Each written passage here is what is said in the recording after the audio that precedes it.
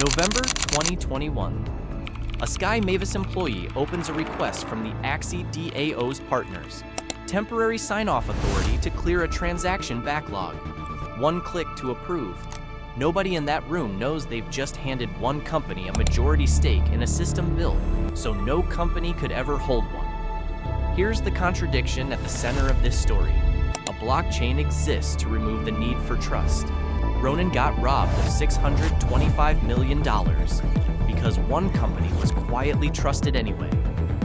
Axie Infinity's player base was surging that month. The game ran on Ronin, Sky Mavis's custom Ethereum sidechain, and traffic was outpacing the infrastructure. Sky Mavis asked the Axie DAO, the decentralized body meant to hold independent authority over part of the network, for temporary help. The DAO agreed, adding Sky Mavis to an allow list that let it sign transactions on the DAO's behalf without approval, just long enough to clear the bottleneck. The surge passed within days. The permission didn't. Nobody revoked it. Ronin's Bridge, the mechanism letting players move assets between Axie and Ethereum, ran on 9 validator nodes. Any withdrawal needed 5 signatures. Sky Mavis controlled 4 outright. The forgotten allow list meant it could also sign, gas-free, on behalf of a 5th. One company, a majority, in a system explicitly engineered so that it could never happen. For 4 months, that arrangement sat unnoticed, unaudited, unremarked upon inside a network securing well over $1 billion in player and treasury assets. The code never malfunctioned. It executed every signature it was given, exactly as written. What failed was procedural, a wartime permission that never stood down once the war ended. No audit flagged it, no internal review reversed it. Somewhere, an engineer at Sky Mavis is about to open a message that looks like a career opportunity. What would you have clicked on? Sometime before March 2022, the precise date has never been made public, a senior engineer at Sky Mavis gets a LinkedIn message from what looks like a recruiter at a rival company. High compensation, a senior technical role, a process that moves fast enough to feel flattering. It has a name inside cybersecurity circles, Operation Dream Job, a social engineering technique attributed to North Korea's Lazarus Group and run repeatedly against tech and crypto employees. It doesn't ask for credentials outright. It builds a plausible professional relationship first, until the target has no reason left to be suspicious. We came across your background and think you'd be a strong fit for a senior infrastructure role. Compensation is well above market. Happy to walk you through the details. A few days later, the team wants to move fast. Attached is the formal offer with the full comp breakdown. The engineer goes through what looks like a real hiring pipeline, several rounds, each more convincing than the last. Eventually, a formal offer arrives as a PDF, a detailed compensation package ready to review. He downloads it. It isn't an offer letter, it's spyware, and it installs itself the moment the file opens. Here's what's still not public: which validator credentials spyware ultimately exposed, and how it traveled from one laptop to control over network infrastructure. Sky Mavis has never released its full technical forensics. No independent audit has closed that GAP. What is confirmed is the outcome. Sometime after that download, an outside party gained the access it needed, not through a cryptographic flaw, but through a job offer that never existed, sent to an employee doing nothing more than checking his messages. None of the individual pieces is exotic: fake recruiters, fabricated companies, or cloned job boards. What made this one work was patience matched against a target whose position gave the intrusion somewhere valuable to go. Sent to the wrong employee, a message like this accomplishes nothing. Sent to the right one at a company that had quietly left a majority adjacent set of validator permissions switched on, they accomplished nearly everything. So how fragile was the system underneath that one download, really? 5 of 9 signatures. That's what a design meant to require independent consent from every validating party quietly collapsed into one company, alone, capable of reaching it. To understand why one compromised employee mattered this much, the architecture has to be laid out plainly. Ronin ran 9 validator nodes, Sky Mavis controlled 4. The Axie DAO was meant to independently control the remaining 5, a structure designed so no single entity, including Ronin's own creator, could unilaterally approve a withdrawal. Any transfer needed 5 signatures by design, a minority position for the company that built the network. The November 2021 allow list erased that design. It let Sky Mavis sign on behalf of one DAO-controlled validator without review, meaning Sky Mavis effectively held 5 of 9 keys, not 4. One company, one threshold, no longer a barrier. So when the intrusion compromised Sky Mavis's own systems, the attacker inherited direct access to those 4 validators. The 5th signature, meant to belong independently to the DAO, required nothing more than the gas-free allow list permission nobody had switched off. F5 of 9, the exact number the system was built to prevent any single party from reaching, reached anyway, through a route the security model never accounted for. Not a cryptographic break, but an administrative one. It worked precisely as designed. It was simply never redesigned after the emergency that justified it was long over. A 5 of 9 threshold only means something if those signatures represent 9 genuinely independent decision makers. The moment one party can reliably produce 5 on its own, the number on paper stops describing the number in practice. Ronin's documentation still described a distributed validator set. The operational reality inside Sky Mavis was narrower than that by a wide margin. On March 23rd, that gap stopped being theoretical. What happens when the number on paper and the number in practice finally collide? It's March 23rd, 2022. Somewhere, an attacker who's been sitting on stolen validator access for months finally moves. Using the compromised keys from Sky Mavis, 4 from the dormant allow list, the attacker authorizes 2 withdrawals from the Ronin Bridge. First, 173,600 ETH. Second, 25.5 million USDC. Combined, at that day's market prices, the transactions move roughly $625 million out of the network instantly, the largest cryptocurrency theft ever documented, surpassing every previous DeFi exploit on record. The mechanics themselves are almost boring. 5 valid signatures authorize a transaction. That's it. The bridge's smart contract can't distinguish a legitimate withdrawal from a fraudulent one. Once the threshold is met, it doesn't evaluate intent, only authorization. That's what a majority of signing keys are built to guarantee. On March 23rd, it guarantees exactly the opposite. No alert fires. Sky Mavis has since acknowledged there was no real-time system to flag a withdrawal of this size against the bridge's total reserves. A bridge that, at the time, secured well over $1 billion across both currencies. The transactions aren't disguised at all. They're recorded in full on Ethereum's public ledger, visible to anyone who thinks to check. No one does, not for 6 days. The scale bears restating. 173,600 ETH, 25.5 million USDC. Combined value greater than the market cap of many publicly traded companies, extracted through 2 transactions that take minutes once the signatures are assembled. No negotiation, no ransom note, no message left behind, structured to look like any other large transfer the bridge had processed before. Meanwhile, on the surface, nothing changes. Axie Infinity's marketplace keeps running. Players keep trading characters, unaware that the reserves underwriting their entire in-game economy were just cut by more than half. No interruption in the metrics, no warning on Discord because inside the company that built Ronin, no one yet knows there's anything to warn anyone about. If $625 million just left in broad daylight on a public ledger, how does nobody notice for 6 straight days? For 6 days, nothing appears wrong. Sky Mavis's internal systems record no discrepancy. The Ronin Bridge dashboard, visible to any user, doesn't reflect the missing reserves in any way that triggers concern.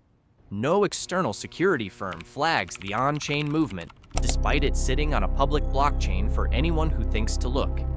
This case doesn't turn on hidden obfuscation. The two transactions are never disguised. They're simply never checked against the bridge's declared reserves.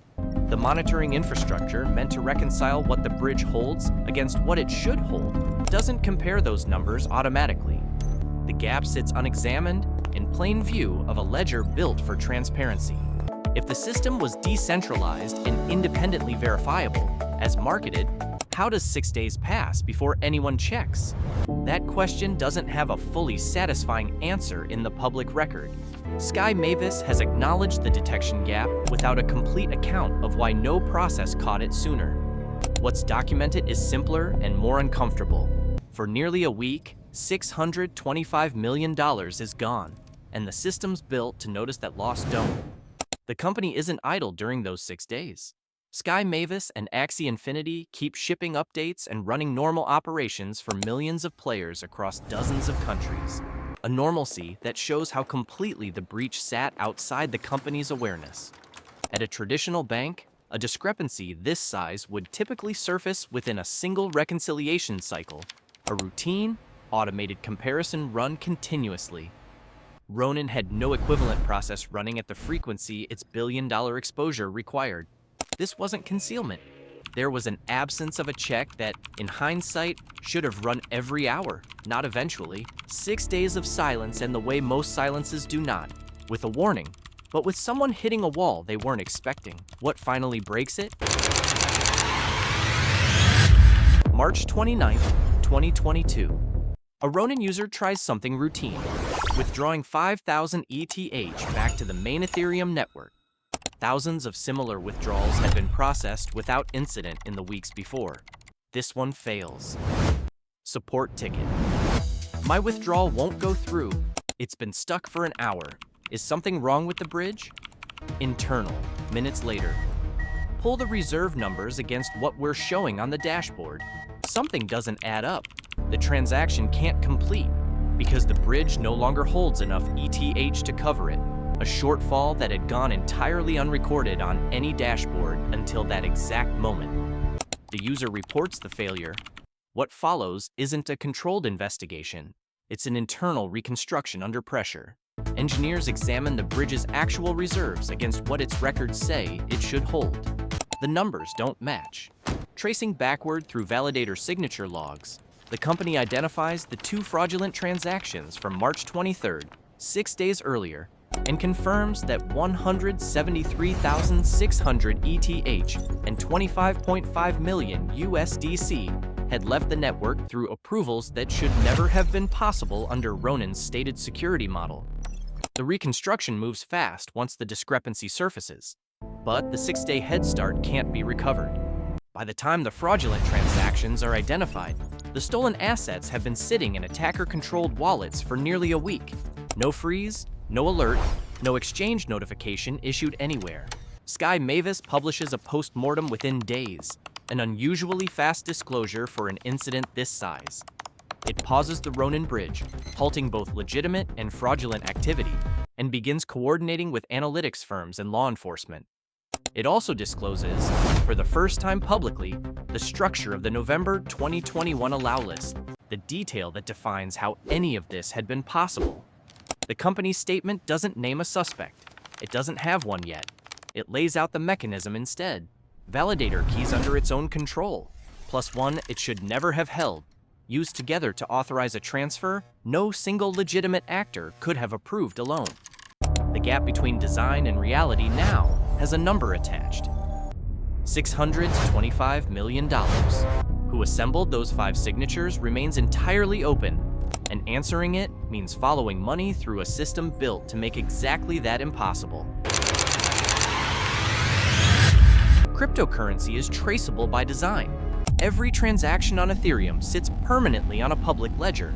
What isn't guaranteed is that the trail leads anywhere enforceable, and what follows the Ronin theft becomes a demonstration of how far a sophisticated actor can travel through a transparent system while staying out of reach. The attacker's first attempt to convert stolen assets runs through Binance, one of the world's largest exchanges. Using 86 separate accounts, the attacker tries to deposit portions of the stolen ETH.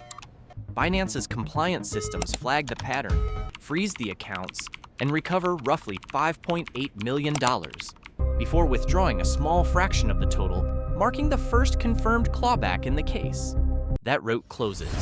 The laundering shifts to tools built to obscure origin. Analytics firms later trace a significant share of the remaining funds through Tornado Cash, a mixer that pools and redistributes deposits to decipher the link between sender and recipient. Researchers can watch funds enter the mixer, but can't reliably determine where they exit or who controls the receiving wallets. Nansen CEO Alex Svanovic publicly reported that roughly 15% of all Tornado Cash deposits during this period traced back to wallets tied to the Ronin theft visible in aggregate, even while any single exit stays hard to isolate. Here's where the case sits for the rest of that year, watching money disappear into a system engineered to make it disappear and picking off whatever surfaces at the edges. Over the following months, law enforcement, working with private analytics firms, recovers $30 million by September 2022 and a further $5.8 million by February 2023. Each recovery requires finding a point where laundered funds resurface at an exchange willing or compelled to cooperate. Neither involves the attacker being located or arrested. Both are seizures made after the funds had already changed hands, at points where an intermediary held enough legal exposure to act. Money can be traced and occasionally frozen without the person controlling it ever being identified. By early 2023, with $35.8 million recovered against $625 million taken, that's precisely where law enforcement remains. The pattern isn't one dramatic breakthrough. It's a slow accumulation of partial recoveries against a debt that stays, by any measure, mostly unpaid. Months in, roughly 6% of what had been taken is back. No arrest, no name, no fixed address behind the wallet, still holding the rest.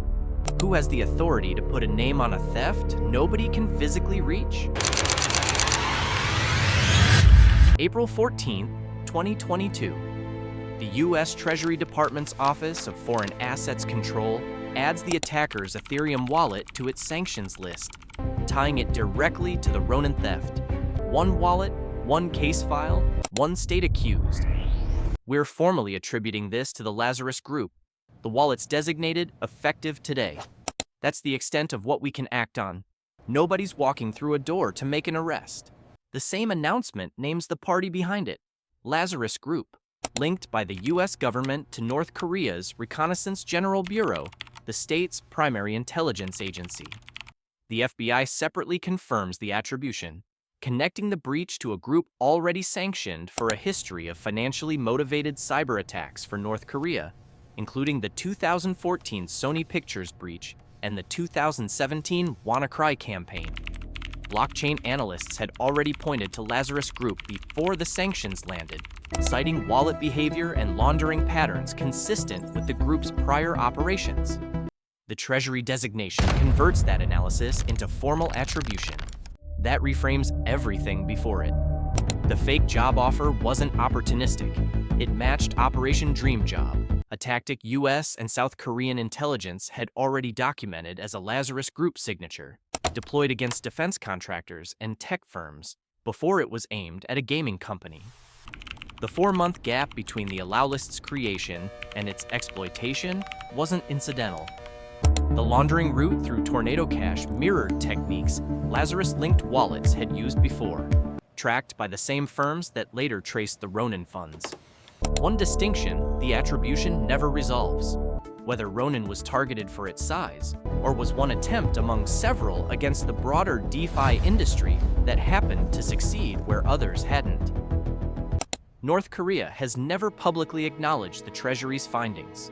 No individual has been named, charged, or extradited. The attribution identifies an apparatus backed by a state intelligence service with resources and legal insulation that no ordinary criminal organization has. It does not identify a person. Under the current sanctions regime, it may never need to. What it leaves behind is a bill, and someone still has to pay IT. So who actually pays it? By the time the Ronin Bridge reopens on June 28, 2022, Sky Mavis has raised $150 million, led by Binance, specifically to reimburse users for funds the company itself had lost custody of. It isn't restitution from the attacker. It's a business absorbing a loss its own security architecture had made possible. The recovered total of $30 million in September 2022 and another $5.8 million in February 2023 represents roughly 6% of what had been taken. The remainder has never come back, and under current sanctions and laundering patterns, may never. In August 2024, White Hat researchers find a related vulnerability in the rebuilt bridge and withdraw $12 million as proof before anyone else could. They return it. Sky Mavis pays them $500,000. The company confirms the flaw could have been exploited in the same way the original theft was. A reminder that the question this case raised was never fully closed, only patched. No individual has ever been named in connection with the March 2022 theft. The wallets are sanctioned. The group is identified. The person who opened that PDF and the operative on the other end of it remain exactly what they were on March 23, 2022, unnamed, unlocated, and in possession of the majority of $625 million that has never come back as a debt owed by no one the law has yet been able to reach. If a state intelligence agency can steal more from a video game than most banks lose to fraud in a year and walk away from it clean, what does that tell you about who's actually exposed here? You, or the system you're trusting with your money?